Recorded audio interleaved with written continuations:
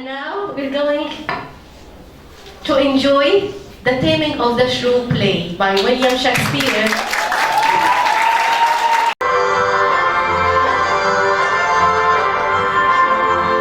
Catherine the Shrew, the eldest daughter of Baptista, a wealthy gentleman of Padua.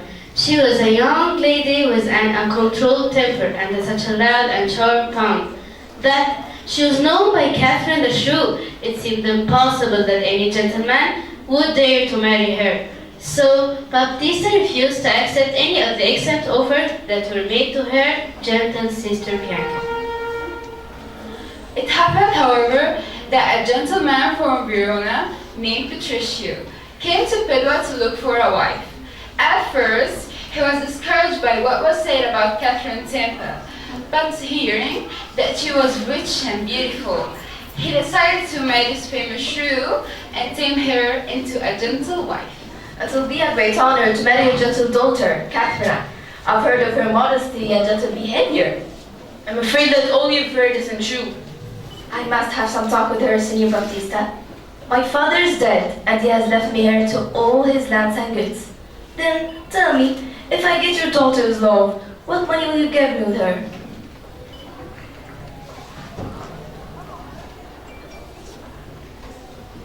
Well, I'll give her 20,000 crowns and half of my lands after my death. Help! Help! What's wrong? You look so pale. I am sorry to tell you that your daughter is unbearable. She broke my head with her lute. I'm so sorry. I'll look into it. Catherine, come to the room right now. You should be ashamed of yourself. How dare you find fault in my performance? How rude of you. You've made a great offense to both of us. Now, Senor Patricio, how are you doing with my daughter? I have good news for you. Catherine agreed to marry me. That sounds great, sir. And what about you, daughter? Are you happy? What kind of father are you to agree to marry me this lunatic? You call me your daughter?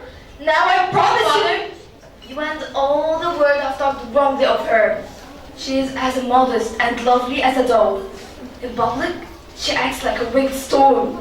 But with me, she is as peaceful as the morning. Give me your hand, Kate. I must return to Venice to buy clothes for the wedding day.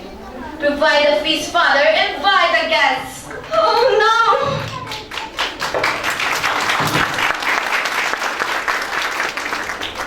Baptista provided the most expensive marriage feast, but Patricio decided to take his wife home at once. At last, after a tiring journey, they arrived at his house. Patricia welcomed her kindly to her home, but he made up his mind that she should have neither food nor rest that night.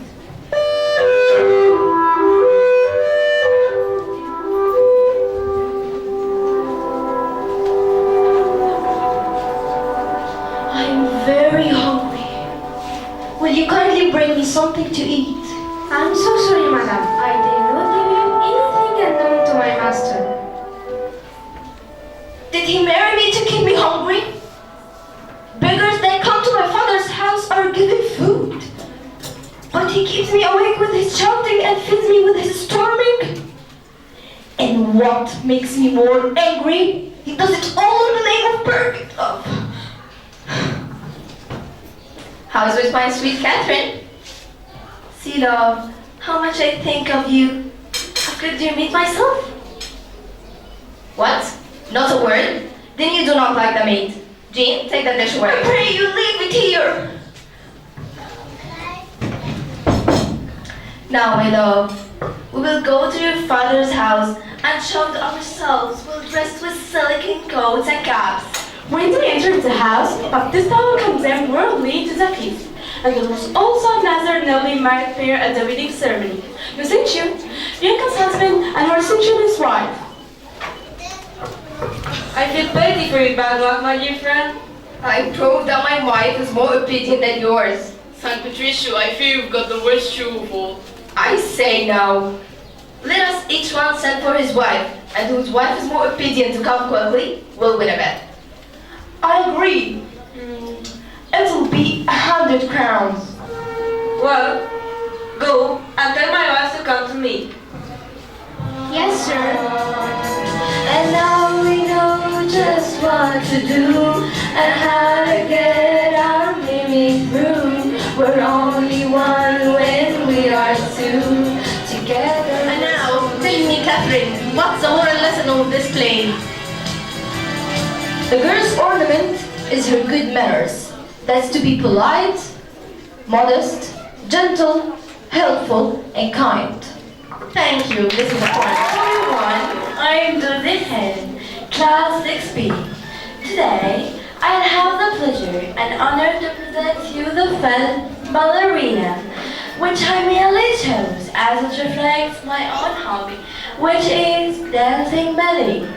The film shows a wonderful model of friendship and perseverance. It also shows how the person may be blessed by some people give him hand and support him in hard times. Felicity is the main character around whom all the events go. Vector is Felicity's best friend and younger mentor. Camille is Felicity's opponent in dancing. Odette is Felicity's friend and mentor.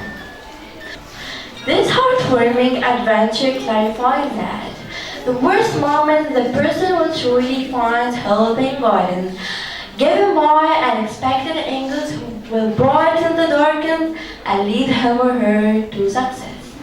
My final word, dream big, believe in your talent, join successful people, and wait for heavenly gifts. Thank you. So inside of me, the rainbow, and take the clouds that hide in me. Oh, someone to heal the heart of me, the rainbow, it could be the start of me. Yeah, I'm talking up that way to go. Gotta follow my gut, can't be stuck in a rut. I've been there before. Right now there's a road up ahead and it's dangerous. Oh, fear's gone, it's no marathon, maybe I'm getting close. Looking for the rainbow to break the storm inside of me. The rainbow would take the clouds that hide in me. Someone to heal the heart of me. The rainbow, it could be the start of me. Looking for the rainbow everywhere that I go. Hello, I'm Salma Anis. I'm a 12-year-old girl from École de Sainte-Famille, Class 6C. I'll tell you the story of the movie Sound of Music.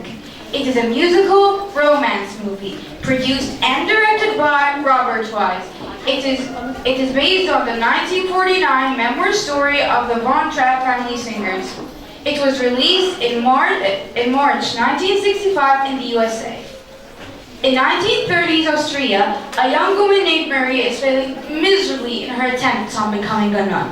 When Navy Captain George Von Trapp writes to the Abbey asking for a governess that can handle the 7 mischievous children, Maria is given the job. His wife is dead, he's off and away, and he runs the household as strictly as he does the ships he sails on. The part which I like the most is when Maria took the children on a boat trip in the river, singing and dancing happily.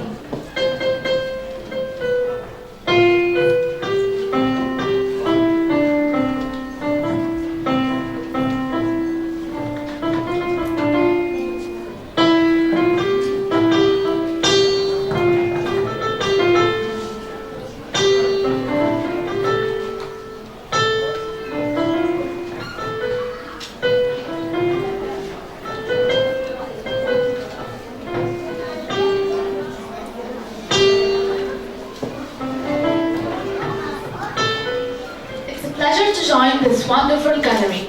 I'm Monica Fede from Class 2A. I am going to tell you the film review of Home. Hopefully it will appeal to you. We all make mistakes. They are fatal ones sometimes. But the biggest fault is to go further and refuse to acknowledge it and reconcile. Home is 2015 American computer animated science fiction comedy film. It's based on Adam Rex's 2007 children's book, The True Meaning of Smeg Day. The story follows the shared adventure of a friendly alien who is shunned by the rest of his kind, and a teenager girl searching for her mother after they are separated during an invasion of Earth. A cowardly alien race, known as the Booth, have escaped the marauding enemy, the Gorg, from their home and finally find a planet that had destroyed Earth. The leader of the Booth is the villain Captain Smeg, who ruled along with his such a tech which is stopped by a stone that he appropriated from the Gorgs many years ago. The Booth invasion used in the movie is the Feel Alive song by Jennifer Lopez. It's heartfelt both with a video taking us through a magical journey of friendship between a girl and her alien bull. The beautiful and delicate tune can be enjoyed by children and adults alike. Here we go, feel better now, feel better now. Here we go, it's better now, feel better now. I still remember when things were broken, but put together, the cracks will close in. Hurry up, hurry up. Others have led their lives without figuring out what life is about. Lately, they wish they could have another chance to live it better, and to leave good memories in the others' hearts. Christmas Carol. It's a novel by Charles Dickens. It was published in the 19th century in Victorian England. The book condemns the class disparities and inequalities of the era through one man's story. The protagonist, Ebenezer Scrooge, is a cold-hearted guy who is visited by four ghosts in an attempt to make him change his greed and cruel ways to treat people. The process is to show Scrooge disturbing visions of the past, present, and the future. The story opens on Christmas Eve. Scrooge rejects a Christmas dinner invitation and will wishes from his kind nephew, Fred. Scrooge also tells his humble clerk, Bob Cracken, that he must work on Christmas Day. Later that evening, Scrooge is visited by the ghost of Jacob Marley, his former business partner, who has been dead for 7 years. He continues his kind ways by being friendly to everyone and becoming a second father to Tiny Tim, who didn't die in the end. Scrooge, changed forever, continues to keep the spirit of Christmas alive in his heart. This story teaches us that life isn't survivable, so make it count. And, as Winston Churchill said, you make a living by what you get, but you make a life by what you give. Thank you. Why do you admire Charles Dickens? I actually read some of the things he wrote, and I really liked his style in writing. Like, he just writes about Victorian England, and I'm interested in Victorian England, so I admire his books. Yeah, thank you very much. Hello everyone! It's a great honor to present myself to you today. I'm Sarah Shreve from Class 2A. Do you think a random act of kindness can really change the world? Let's meet Evan Almighty and find out. Newly elected to Congress, former local television news reporter Evan Baxter leaves his hometown of Buffalo, New York, and later moves to the community of Prestige Crest, located in Virginia, where his congressional campaign officially declares that he will change the world. Evan prays to God to give him this opportunity. His wife Joan also prays that she, Evan, and their 3 sons will be closer together as a family. On his known for being responsible for coast-cutting, leading to the dam's failure, leading to several other members of Congress voting against the bill. Congress investigates law for profiteering, and all the animals return to their natural habitats. Evan is reinstated to Congress after the flood, and the changes imposed onto him by God no longer remain. Evan re-encounters God during a family hike. God states that Evan had changed his world as he prayed for, and be closer to his family through his one random act of kindness, and he has fulfilled his mission successfully. A faithful man is a bond to blessings, and that's how one random act of kindness can change the world. Thank you. I hope I will be manners are the real wealth, as it's better to be poor and honest than rich and evil. Today, I'm gonna tell you the story of A Little Princess. A Little Princess is a children's novel is written by Frances Hodgson Byrne. Sarah Crewe, the 7-year-old girl, is the princess of the story. She's an extremely intelligent and imaginative girl. She's kind, generous, and having a maturity beyond her age. One cold winter, Sarah Crewe arrives in London with a rich father. Her father tells her that she must go to boarding school and he must return to his work in India. Sarah wants to be with her father who loves her so much because she's his only child and her mother was dead, and they become good friends. Finally, she refuses to return to school and prefers to live with her maid Becky happily forever. The best part which impressed me a lot is when one day Sarah finds a coin in the street, but she can't find the owner. She goes to the baker's to buy some cakes. When she comes out, she sees a baker and gives the girl most of her cakes. Sarah can see that the girl deserves this and needs help.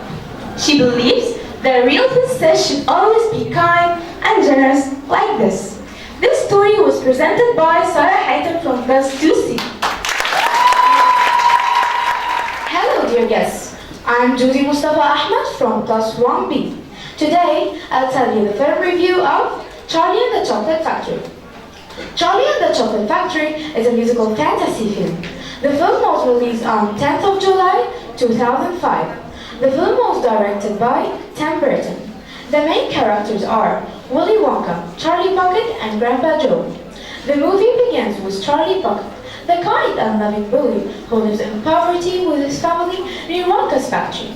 The company's owner, Wonka, has long closed his factory to the public due to problems concerning the sterile sponge, which also caused all his employees, including Charlie's Grandpa Joe, to lose their jobs. Charlie's father, meanwhile, has more recently been laid off his own job at a toothpaste factory. Although he doesn't admit this to Charlie, Charlie declined, as his family is the most important thing in his life. Wonka eventually turns to Charlie for advice, and he decides to help Wonka reconcile with his estranged father Wilbur. During their reunion, Charlie notices a newspaper of Wonka's success, which Wilbur collected. I found this movie interesting as how amazing to have a strong family. There have been many powerful women throughout history, including empresses and queens, presidents and prime ministers. They have all been great in their own way, and I welcome them into the sisterhood of leading ladies. After all, my decade's long reign came during a time of enormous violence and disorder. For all my many achievements, much focus has been given to my beauty.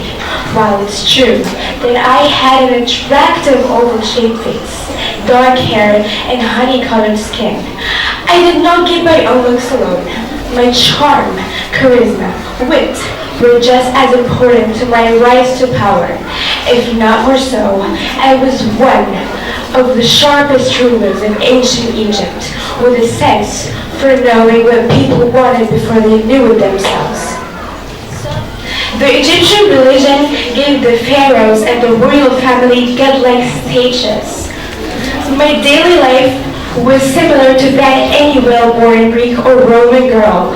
I wore jewelry and makeup from a really young age. I also wore floor-length dresses made of linen and silk with long robes over them. I achieved my elaborate hairstyles.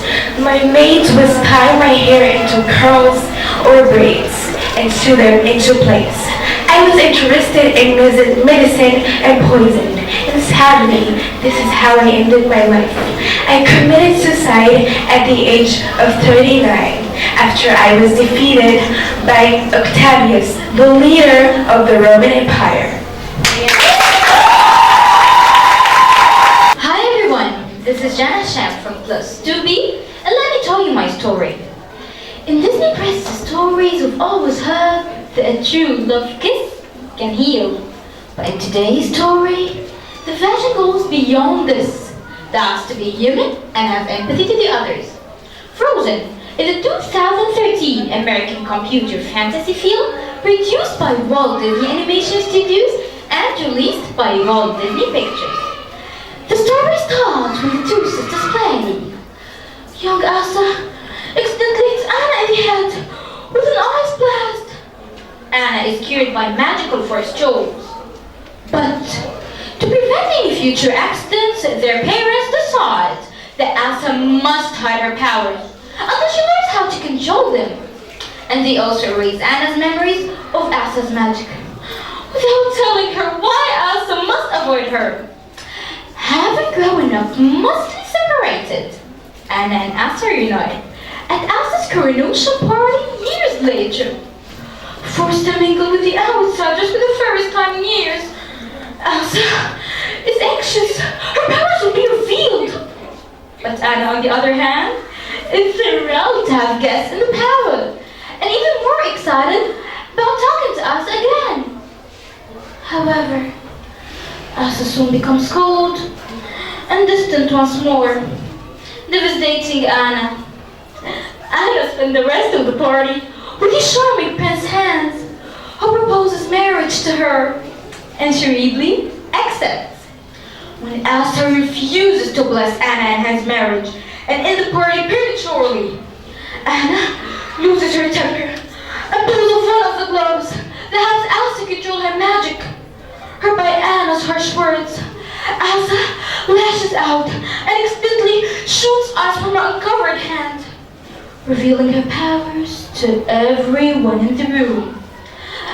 Elsa realizes that love is the key to control her magic and is able to unfreeze Arendelle. Hans is deported by his own kingdom. Anna and Kristoff get engaged this time. Taking the palace as a queen of Arendelle, Elsa opened the palace gates prematurely and shared the beauty of her magic with subjects. Anna and Elsa are finally able to rekindle the close relationship they used to have as children. I love this film because it teaches me that family is important and we should exercise self-control. Hello everyone, I'd like to introduce myself. I'm Habiba Ahmed from class 1B. Do you believe in legend? This is the cornerstone of my story.